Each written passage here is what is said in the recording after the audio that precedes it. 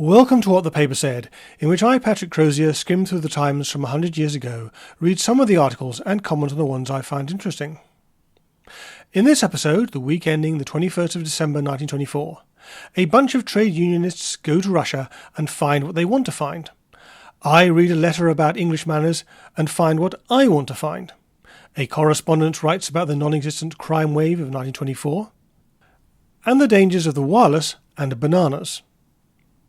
But first, some of the other items that have caught my attention this week.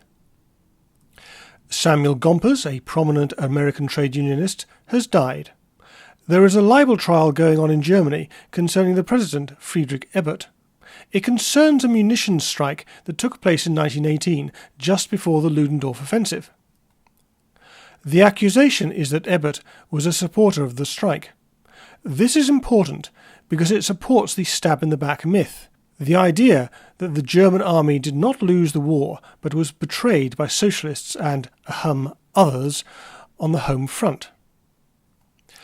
In a letter responding to Lord Ashfield's opinion piece of last week, Lord Montagu, advocate of the motor car, has argued that the tube is not the saviour of London that Ashfield thinks it is.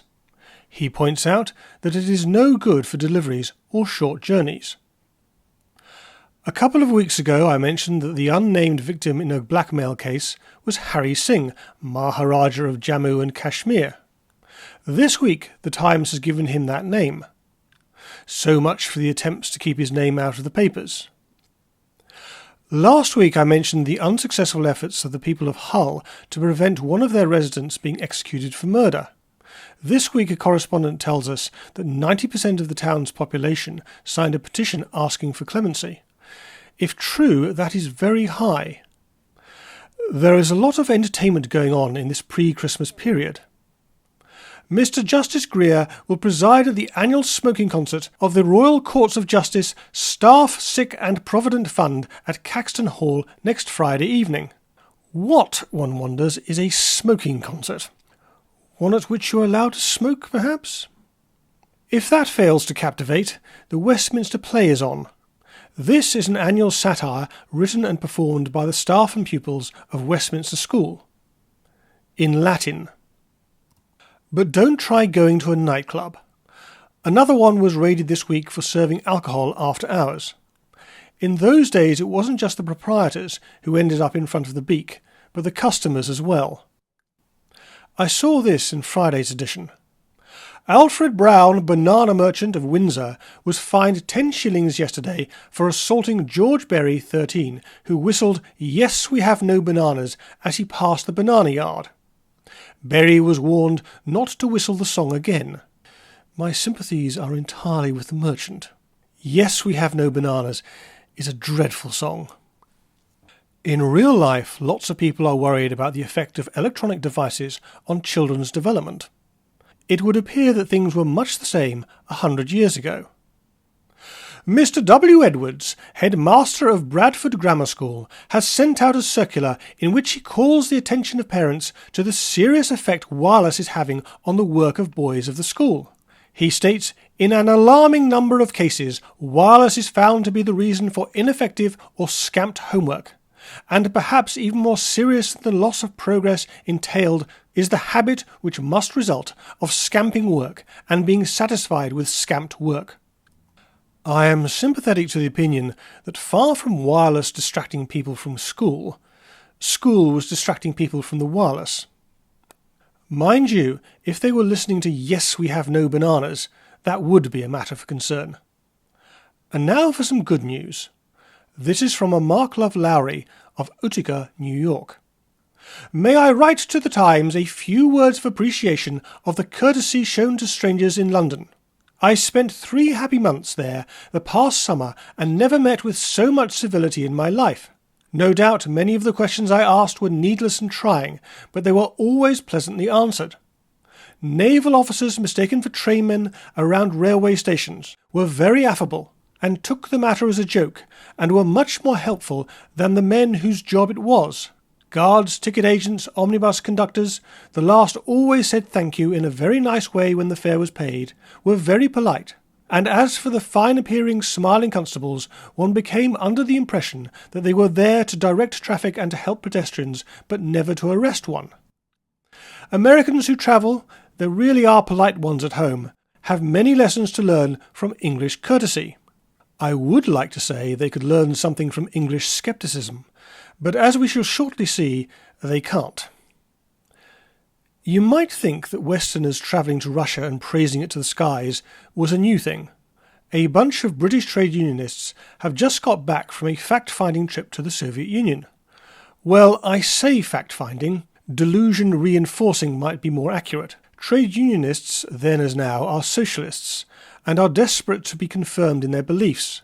You might think, after the Bolshevik coup, the interruption of democracy, the ending of freedom of speech, the civil war, famine, widespread poverty, and a crime wave, trade unionists might be beginning to have second thoughts. But not a bit of it. This is what Mr. Purcell, founding member of the British Communist Party, had to say. I am hopeful that as the result of the visit to Russia, we shall be able to pave the way towards the liquidation of all the schisms and antagonisms which today exist in the international trade union movement. And this is a Mr. Ben Tillett. Our visit to Russia has shown us a real living democracy. Success in Russia is assured. Here's Purcell again. They had visited factories and talked to workmen, and he considered that the advance made by Russia on the conditions of 1920 was enormous. He now had the impression of normal and smooth economic life. I think at this point I have to point out that the new economic policy which allowed some free enterprise was introduced in 1921. Occasionally, reality intruded. Mr. Tillett said that though beggars were still to be seen in the Russian streets, they were no doubt a relic of the Tsarist days and were disappearing. Obviously not for very long. Beggars were not the only thing disappearing. The trade unionists did not stay for long after their arrival in London. Their speedy disappearance was a cause of considerable disappointment to a score or so of hatless women who flaunted red rosettes. Hatless women? Even the suffragettes wore hats. Not everyone was an enthusiast. A woman, presumably hatted, shouted, "Haven't the Bolshies eaten you all up?" We don't tend to think of the 1920s as a crime-ridden age. Epidemic of crime! But they did. The truth is that we are concerned about the level of crime, whatever that level may be. But given a choice, I would prefer it to be at 1924's level. This is from Francis H. Scrine, who was an Indian official. It needs but a superficial knowledge of modern history to realize that crime in an epidemic form is an aftermath of war. When all has been said and done by humanitarians, the stark fact remains that protection of life and property is the prime duty of a civilized state.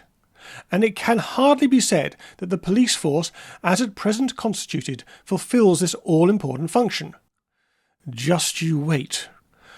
Burglaries are of nightly occurrence, and fraud takes myriad forms. Talking of the difficulty in turning constables into undercover detectives, he points out a problem. Assiduous drilling gives him a gait which no disguise can conceal. But there is a solution.